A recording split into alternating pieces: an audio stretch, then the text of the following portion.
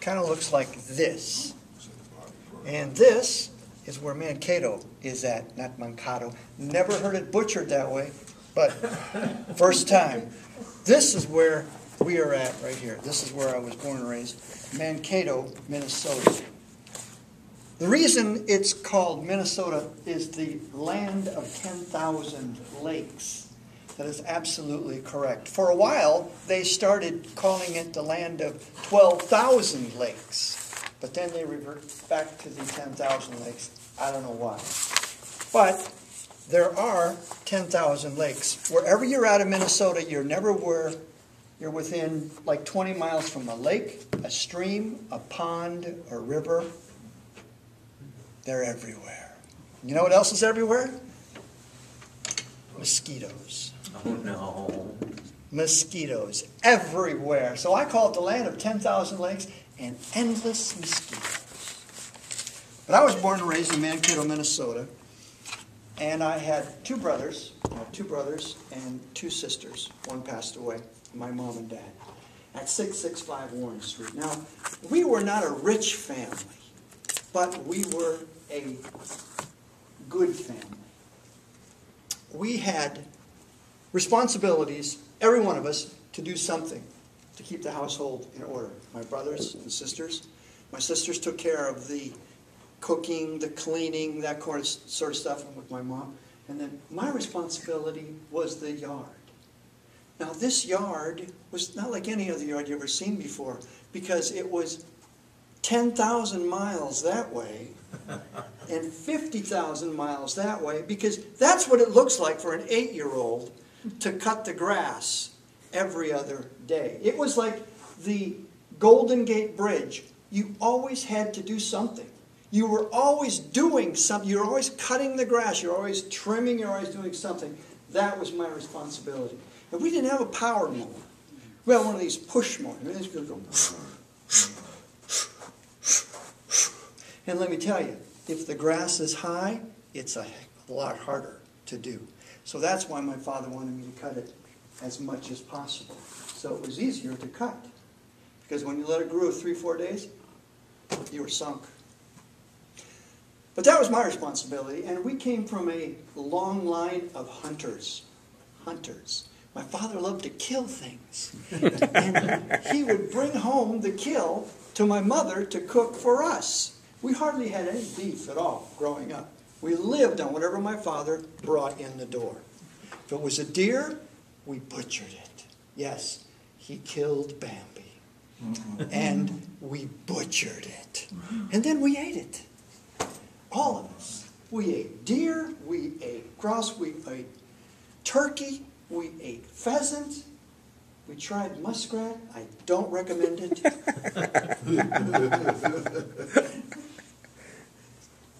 But just about everything that crawled or walked, we had.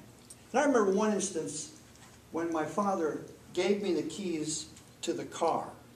And he said, I have a little something for you out in the trunk of the car. I didn't know what it was. I thought it was a big surprise. Well, if you can imagine those old Pontiac Rocket 88s, I think, or Oldsmobile Rocket 88s, right? With the huge trunk. Remember the huge trunk on those things? And the front seat where you could put like 15 people in it? Yes. He gave me this key. And he said, go out in the trunk, open it up. I got a little something for you out there.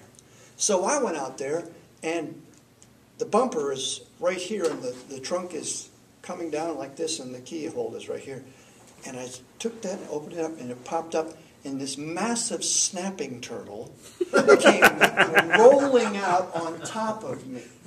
He thought that was the funniest thing. He was just laughing, like drinking beer and watching. He goes, that's the funniest thing I've ever seen. I'm thinking, my God, I'm going to get killed here, because this snapping turtle was this big around. It was huge. Oh, man. So what happened to the snapping turtle? We killed it, and we ate it. But that's what we did. We had fun at our house. People the kids from the neighborhood would come over to our house because we always had something cool going on. My father would bring home crates of live chickens and come out in the backyard and chop their heads off and then throw them out and watch them run around with their heads chopped off. Now, you remember the statement would say, you run around like your head chopped. The chicken when your head cut off. I lived that. I lived that. We had a line of kids. My dad would chop off the heads, head would go one way, throw out the chicken, grab the next one, chop the head off. We were running after those chickens. Oh, that was that was fun. That was fun. If those kids didn't go home, they had blood on them or guts or entrails or something, you know, something was wrong. Because every time they went to the McGowans, it was a party.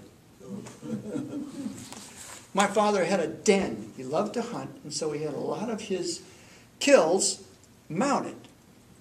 And one of the things that he did a lot of illegal, let's say, gunny sack hunting because, well, we were hungry and we didn't have any meat, and so he would go out and get a deer or a pheasant or something. We always had something to eat. But he had a indifference to the game wardens in that area of Minnesota.